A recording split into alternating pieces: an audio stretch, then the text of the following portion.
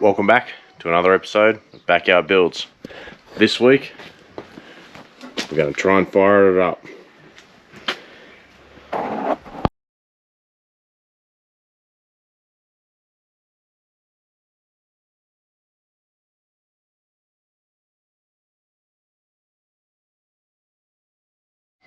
So if you're wondering where the timeline's up to, it's actually New Year's Eve.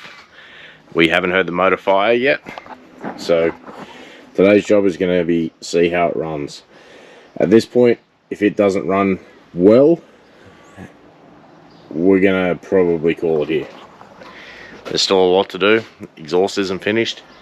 Got to now build a tail shaft for it as well. So they're two major things that need to be done. And we've just gone to pull the distributor out. I didn't check it.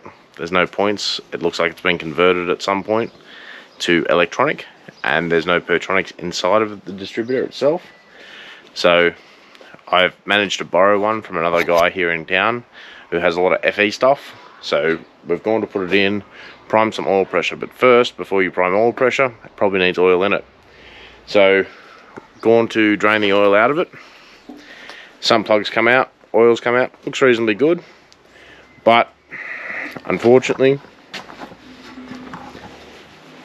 the nut that was welded in the sump has let go because the weld looks cold as.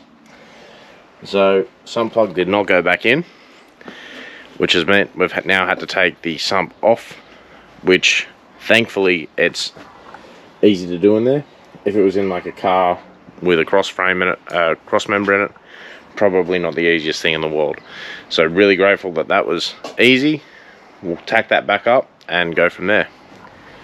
Other things that have happened is we've mounted up our Ford starter solenoid. What do you got? Ran the cable down around there, and we will sort that out now. So we've test cranked it, seems to go alright. So now we're just going to put the distributor in and hopefully fire it up. So it's really important when taking stuff off that has gaskets to make sure that you get a really clean surface. So what I've gone through and done is gone through with a scraper. So just like a paint scraper. You can get proper gasket scrapers, get up under the gasket, and you can scrape it off. And what I like to go through and do is use a little roll lock on a 90-degree sander, just to make sure we get everything off first. So as you can see, just scuffed it up, gives it a nice mating surface. Someone's obviously put an upgraded timing cover on with that number in it. Whew. Bit flash for this old 352. But as you can see, all scuffed up, ready to go back on. So just before we started, we've got the distributor out. So what we wanted to do was build up some oil pressure. So good friend Richard's given us this tool he made 30 years ago. It's got a hex drive on the bottom of it. What that does is it actually clips down into the oil pump. Put the drill on the top, spin it in the left hand rotation, so anti-clockwise. It drives the pump down in there and we build up oil pressure. He also said to crank it over a quarter of a turn for 2 revolutions, so that's what we've done. On the drill, on a low speed, it's built up 60 pound of oil pressure. So now we know that the lifters and everything should be okay to go. So going to pull this tapper cover off, and I'll show you how to find top dead center of cylinder 1.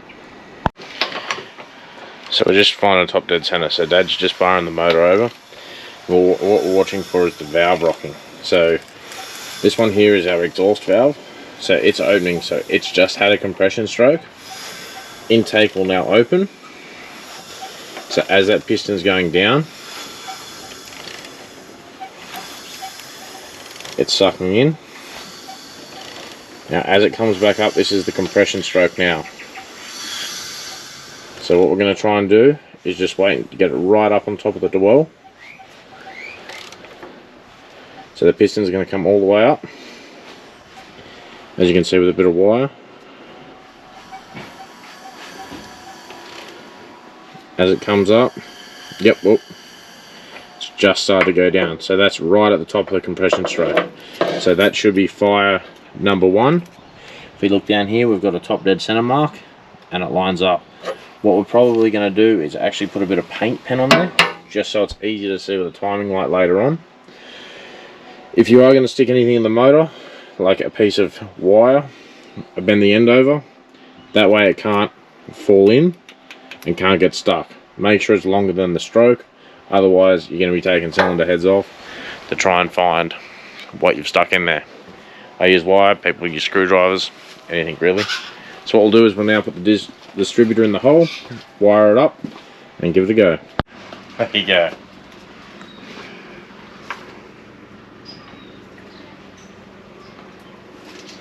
Try that. Right, here we go.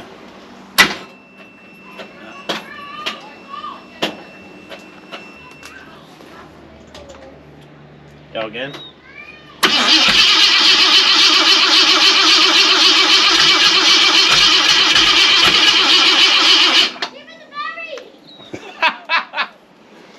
Go again.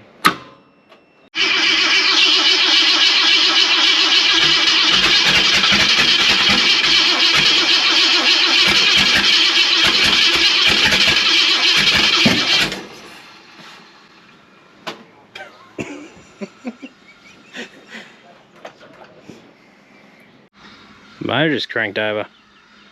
You got a loose wire. I just moved the distributor. Why did you go on? Right.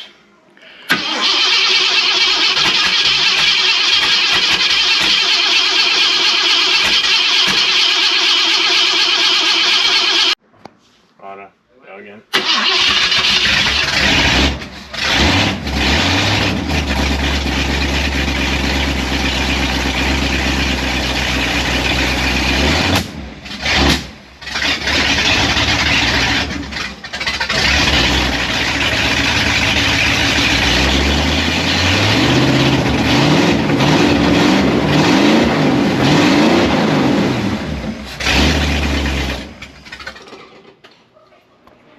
So that's a pretty good result.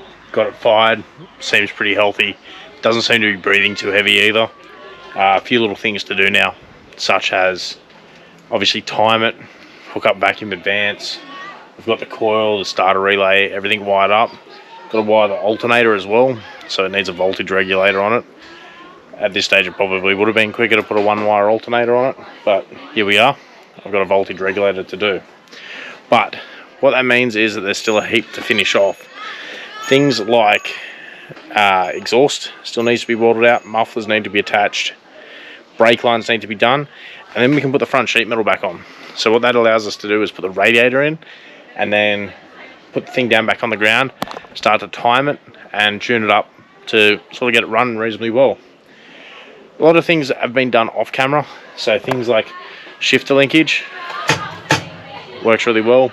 Shifter's been hooked up as well, but the big thing is exhaust, brake lines and tail shaft. If we get those three sorted, we should be nearly pretty good to get everything done to make it to Summernats. So that'll probably be it for this episode. Let's see if we make it. It's New Year's Eve. We've got a rego inspection booked Wednesday, so let's see how we go.